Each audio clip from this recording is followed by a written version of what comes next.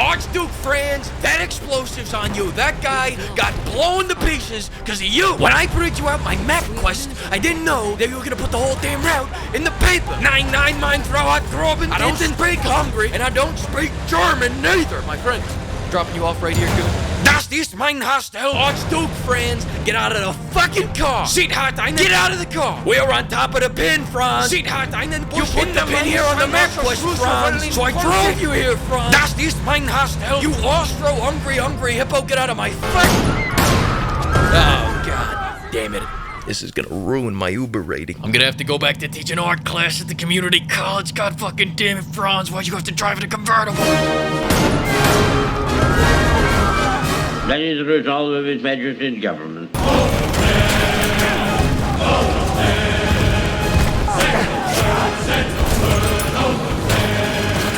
Hansi has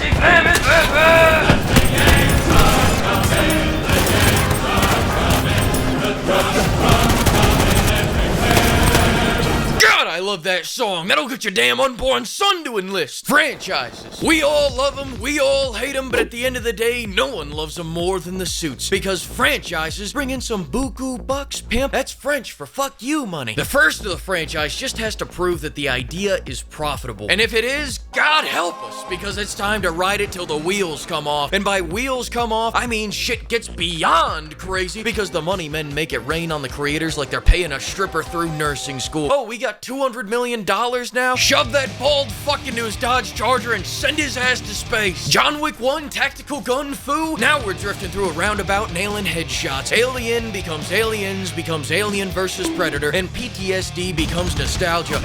God, I love this movie. So many different interpretations happen, it creates separate fan bases within the fan base that are at war with each other. Look at Fallout. New Vegas is often touted as the best game because it is. Bet And the that's house why you on don't it. play roulette.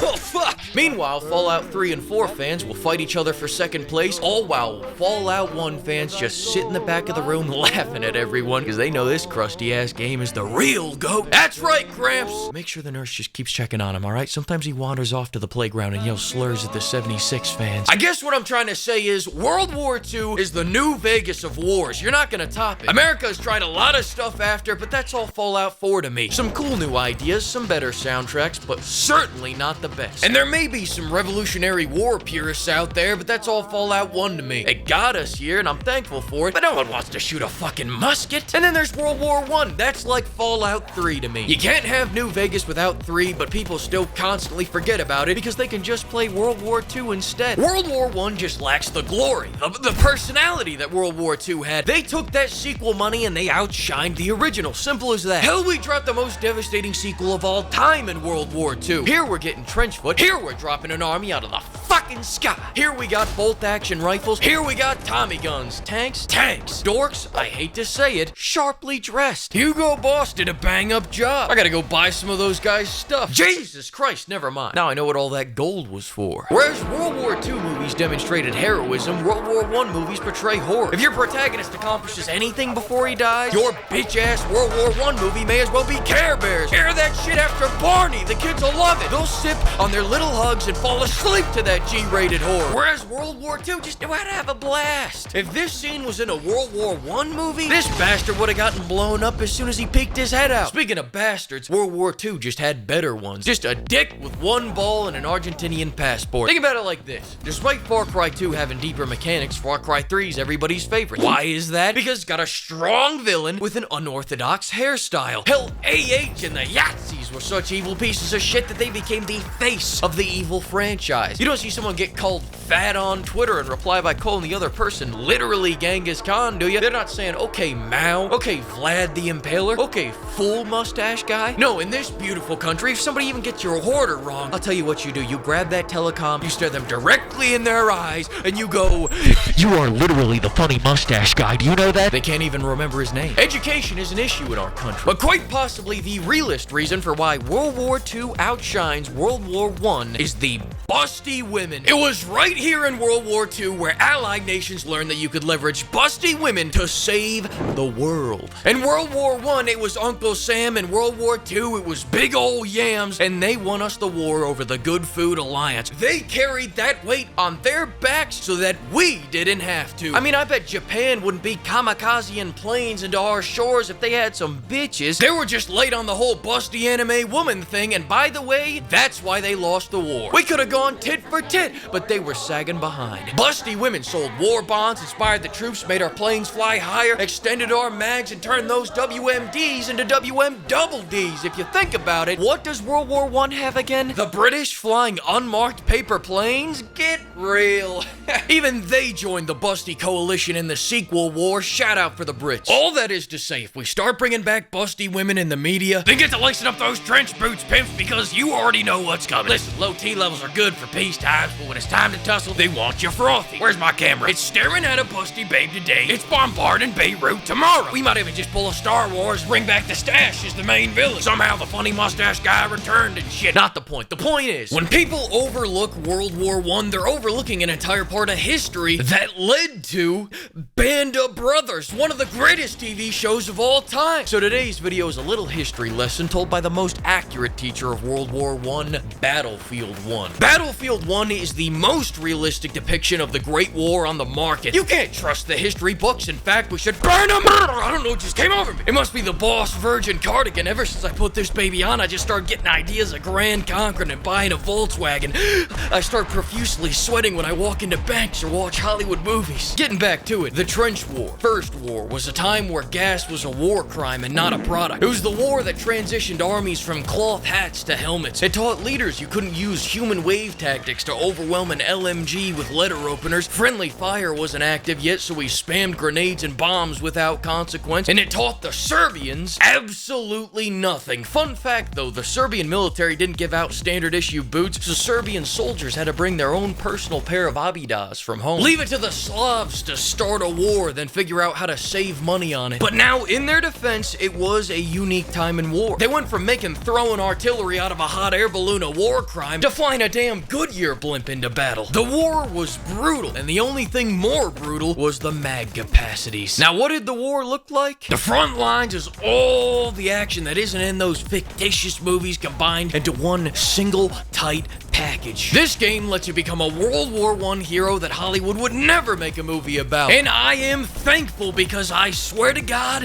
if I watch one more World War I movie that's 100 minutes of build-up only to show the main guy dying for nothing just before the credits roll, I'm gonna invade Poland next! I gotta take this off. Listen, but I get that you can't show a guy going on a 25 kill streak if your whole message is that war is bad and that people shouldn't do it. Otherwise, people would get the impression that war is actually pretty rad and that people should do it because it's cool. And we already know that movies do directly cause wars. Just look at the facts. Tears of the Sun came out March 3rd of 2003. We invade Iraq by March 20th. I mean, if only we had slipped a copy of All Quiet in the Western Front to the funny mustache fella, we could have thwarted World War II altogether. He could have been one hell of a motivational speaker instead, like the Tony Robbins of Germany. But with that being said, all these World War I movies are so negative about the war. I'm a positive guy, so I want to talk about the positives that came out of World War I. We'll get to the nitty-gritty of combat in a second. Like, for example, this war created Pilates. Huh? What would rich housewives do with their afternoons if Pepe wasn't getting shelled by mortar fire for 4 years? Shout out for the French. Kleenex. Yeah, that's right. Kleenex were originally used as like a prototype for a gas mask filter, and now you use them for target practice. You know, to catch strays, test fire the bazooka. So the next time you go to spank the monkey, be sure to thank your local German. Give him a little tickle on the ear for FLEEK, alright? Snuggie, look at you sitting there with your arms all toasty and shit. Well, if you like Snuggies, you can thank the British for creating trench coats. And I know you're thinking, those aren't Snuggies, FLEEK. Wake up! Snuggies are basically trench coats if you wore them the wrong way. Wristwatches. Now, technically, these already existed, but they were almost exclusively seen as a woman's accessory until midway through the war when the Aussies learned of edging. More specifically, how it could sharpen a soldier's eyesight, reflexes, stamina, get him spotting a pigeon from 10 miles miles away and shit. But how do you keep track of your edging cycles when your hands are full of your whistle and your pistol and you can't pull out a pocket watch? When you're knee-deep in Haagen-Dazs territory,